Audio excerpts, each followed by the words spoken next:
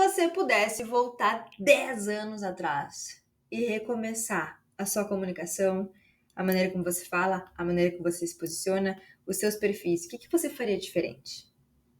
A gente olhar para as tendências é exatamente isso. É a gente conseguir ver e a gente conseguir perceber como que a gente absorve, como que a gente adapta para a nossa rotina, para o nosso conteúdo, o que vem de mais relevante por aí.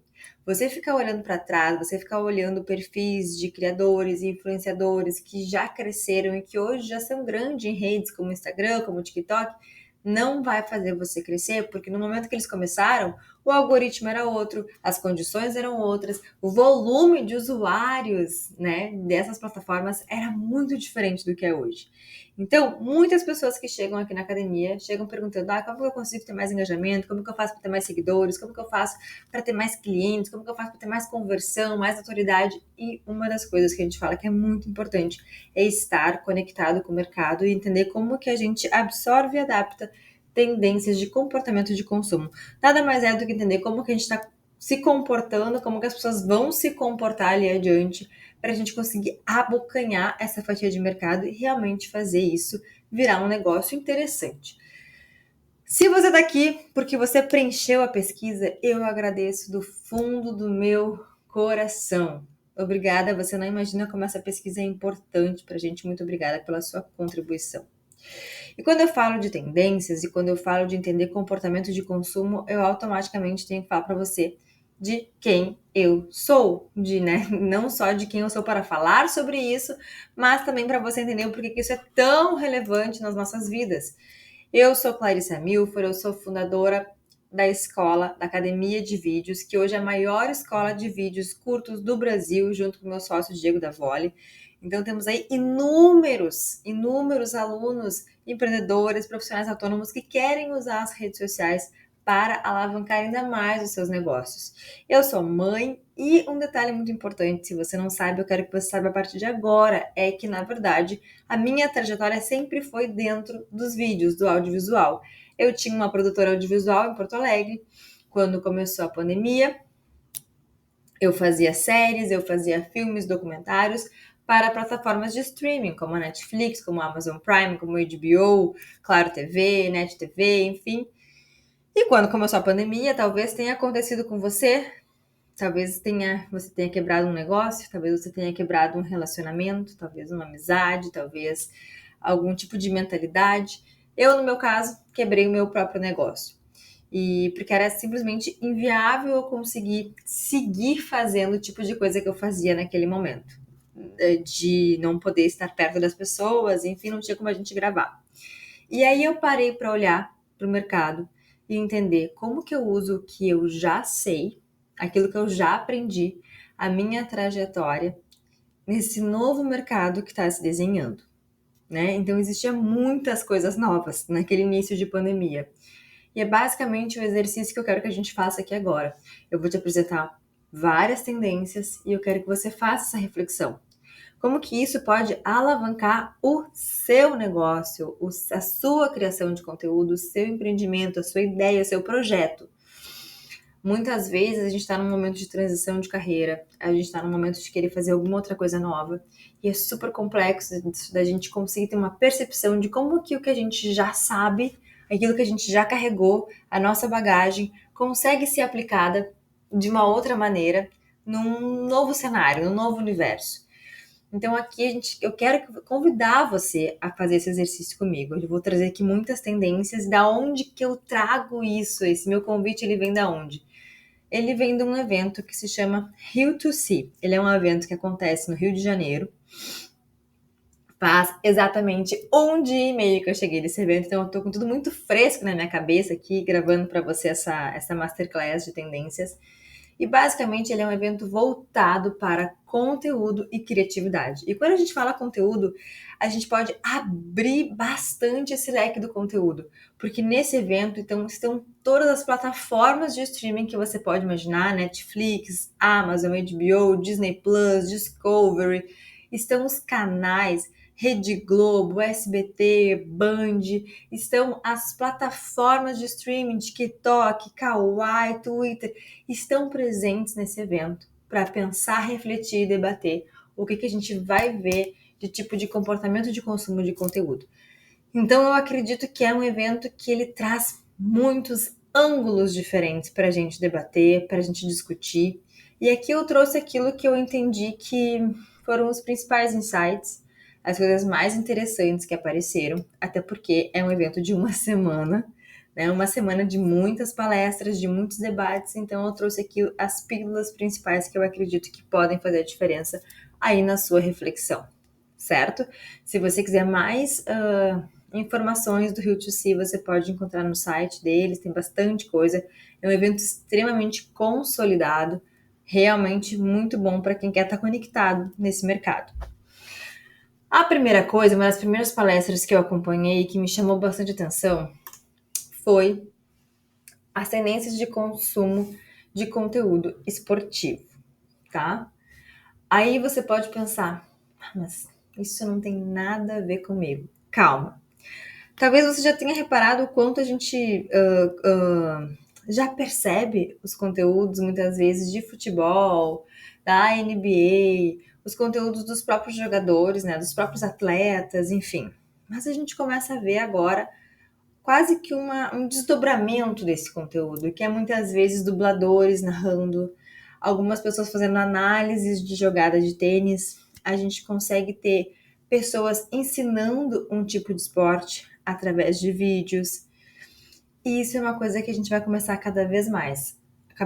ver cada vez mais, porque o conteúdo esportivo é uma tendência dele fazer uma grande explosão aí nas plataformas, especialmente nas plataformas de redes sociais, porque ele vai estar muito presente também nas plataformas de streaming. Você já deve ter visto que, olha, tem série do Netflix sobre o David Beckham, a gente tem uma série do Netflix, por exemplo, sobre um torneio muito famoso de tênis. Isso são coisas que vão começar a aparecer cada vez mais, são projetos que já estavam sendo realizados e a tendência é que aumente cada vez mais. A gente vê esses conteúdos de esporte, alta performance, alguma questão específica, quase que uma jornada do herói, né? Então o atleta, ele começa, ele tem um problema, ele supera esse problema e ele faz essa reviravolta. Buenas, como que você vai conectar com isso? Primeira reflexão, né? Bom, por exemplo, se eu sou um fisioterapeuta, será que eu consigo fazer alguma conexão com algum tipo de movimento, algum tipo de exercício que alguém de algum esporte faz para mostrar para o meu cliente? Uma recuperação mais rápida, algum tipo de condução num perfil específico de lesão? Acredito que sim. Se você é um dentista, você consegue conectar muitas vezes com o clareamento que algum jogador fez? Acredito que você consiga. Se você é um terapeuta, você consegue falar muitas vezes sobre questão de motivação, de união do time, de como que isso é importante. Isso também pode ser para quem fala sobre liderança, para quem é coaching, para quem trabalha com esse perfil de desenvolvimento de líderes, pode abordar por esse lado? Pode. Se você trabalha com moda, você pode fazer uma conexão com uniformes, com tendências nesse sentido de formas de se vestir. Eu acompanho bastante o tênis, eu vejo como mudou a maneira como os profissionais, os atletas aparecem para os jogos de tênis. Você pode falar sobre isso. Ah, mas você pode dizer, claro, mas eu sou psicóloga, terapeuta, eu não quero falar nada sobre nenhum jogador específico. Beleza? Você pode falar sobre a sensação da torcida, sobre as inúmeras emoções que um jogo nos desperta, né? Expectativa, motivação, frustração, alegria, engajamento com aquele momento. Então você pode trabalhar as nuances emocionais que o esporte traz para as nossas vidas. Então percebe que é um leque gigante de formas como você pode conectar. Ah, lembrei, eu tenho um aluno na academia que ele é corretor e que ele acha que é muito difícil conectar as coisas com o perfil dele, assim, com o nicho dele. Se você é corretor, como é que você pode conectar com a questão do esporte? Então você pode, de repente, falar sobre, aqui em Porto Alegre, a gente tem especificamente a Arena do Grêmio, né, que foi construída. Poxa, tem uma série de contrapartidas da Arena do Grêmio para aquela região que prometia valorizar aquela região, que prometia realmente dar um boom naquela região. Infelizmente, foi uma região muito alagada recentemente nas enchentes, então eu acredito que não deva acontecer, mas percebe que até isso é um tema, né? A promessa que existia daquela região supervalorizar e agora com essa catástrofe, uma região super atingida, como que fica esses imóveis, se você tem imóvel naquele lugar, se você pensa em investir, qual é o tipo de cuidado que você tem que ter para não correr esse tipo de risco, tem como conectar tudo. Por exemplo, agora eu lembrei de um outro, em Camboriú tem diversos empreendimentos, Camboriú é uma praia de Santa Catarina, para quem não conhece Balneário Camboriú, tem diversos empreendimentos de arranha-céus, e foi uma polêmica muito grande quando o Neymar comprou um arranha-céu lá. Então, contar, né, qual é o tipo de perfil de imobiliário dessas pessoas, como é que funciona. Então, assim, tem realmente um leque muito grande para abordar e fazer essa conexão com o esporte. Espero que esses exemplos tenham te dado alguns insights. Eu sei que eu comentei alguns nichos aqui, mas é justamente para conseguir fazer o seu cérebro começar a se exercitar e a pensar sobre isso. Até com depilação dá para fazer, porque hoje em dia todos os atletas são 100% depilados por questão de performance, né? Então, assim, eu acredito que não tenha nicho que não dê para conectar com o esporte. E é uma coisa que a gente vai começar a ver cada vez mais nas nossas plataformas, nos nossos feeds, nas plataformas de streaming e também na TV. Beleza? Estão me acompanhando até aqui? Gente, e talvez isso possa parecer para vocês uma bobagem, essa questão de observar tendência, comportamento de consumo. Mas eu tenho uma aluna que ela também não acreditava muito, a Paty. Ela acreditava, tipo, mas eu não sei se eu quero ficar muito conectada com as tendências, dá um pouco de trabalho. É até um serviço que a gente presta dentro da escola, da academia, de oferecer as trends, fazer uma curadoria de tendências para os nossos alunos. E então ela começou a usar essa curadoria a favor dela, para ela pegar as tendências. Ela não tinha esse trabalho de pesquisa, né? E a gente manda toda semana. E quando a gente mandou, ela pegou uma tendência e ela fez essa tendência.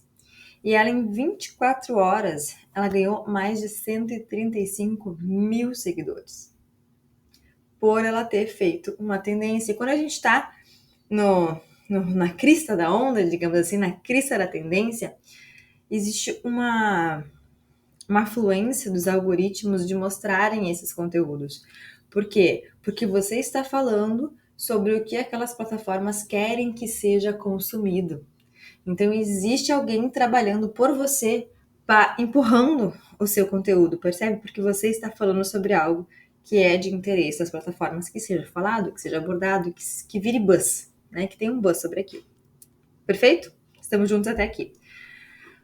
Bom, gente, segundo ponto é a questão da centralização da nossa audiência, do nosso cliente, do nosso usuário.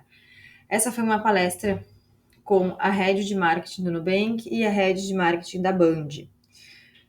Não sei se você acompanha a Band, não sei se você acompanha a Nubank, mas ambos têm um case de sucesso muito famosos com relação à maneira como eles envolvem totalmente o seu cliente, a sua audiência como centro, tá, dos seus conteúdos. Então, o Nubank tem o mantra deles de que nós somos obcecados, né, nós somos apaixonados pelo nosso cliente, e a Band tem essa visão de tradição mais inovação na hora da criação dos conteúdos. O que eles podem nos trazer, o que eles podem nos ensinar com relação a isso? Quando você vai ir com uma tendência, quando você vai inovar dentro de um mercado, quando você tá ali fazendo uma coisa que ninguém tá fazendo ainda, dá aquele medo, dá aquela sensação de insegurança, dá aquela sensação de, mas e se der errado? E se eu for muito criticado? E se isso gerar muito hate? E pode acontecer. Mas o fato é que como que você lida com isso? Né? Como que você usa isso a seu favor? Como que você joga com isso? E daí tem um case da Band que eu acho que talvez você possa ter conhecido, é um case muito legal, que é a Band foi anunciar uma pessoa nova, que é a FIFA, no seu hall de apresentadores, e saiu uma notícia que é FIFA é o novo nome da Band. E começou a ter muitos comentários sobre isso no Twitter, sobre agora a Band mudou de nome, agora a Band é FIFA. E aí eles realmente mudaram, né? No final da programação daquele dia, era o logo da Band e embaixo tinha FIFA, né? Não tinha o nome Band, tinha FIFA. E isso é uma demonstração clara de ouvir a sua audiência, né? Dessa tendência da gente realmente não é só ouvir para responder um comentário, é um ouvir a minha audiência e isso de verdade impactar a maneira como eu faço o conteúdo. Eu achei muito curioso que ela até compartilhou que eles mudaram o nome da Band no Instagram, virou um @FIFA.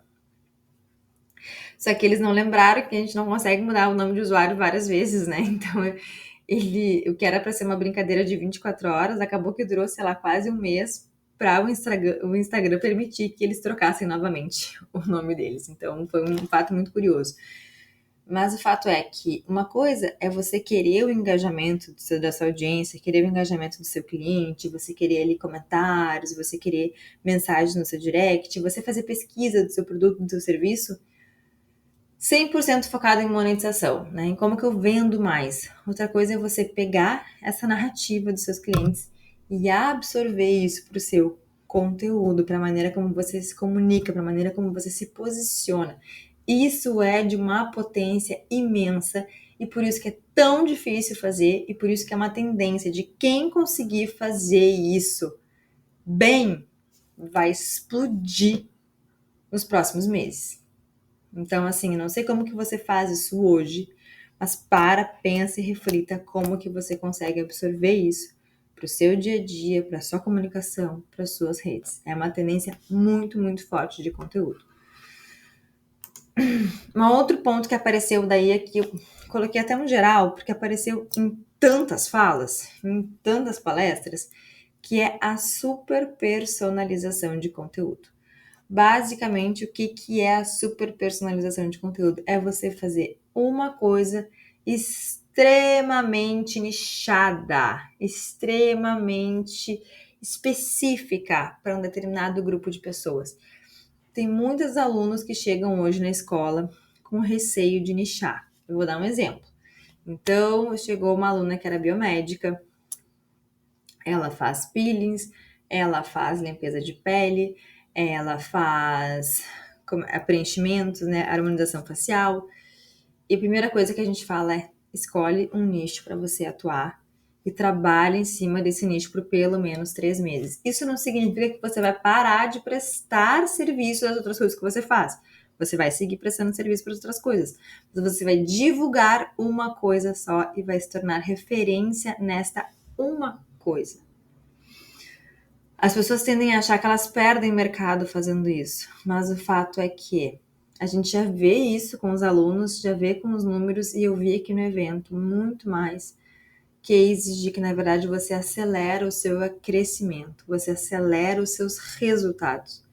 Então, ter receio de nichar é um receio hoje apenas emocional, porque realmente os dados demonstram o oposto, de você realmente definir um nicho muito específico da sua audiência para você falar, certo? Talvez aí você esteja falando de mais de uma coisa.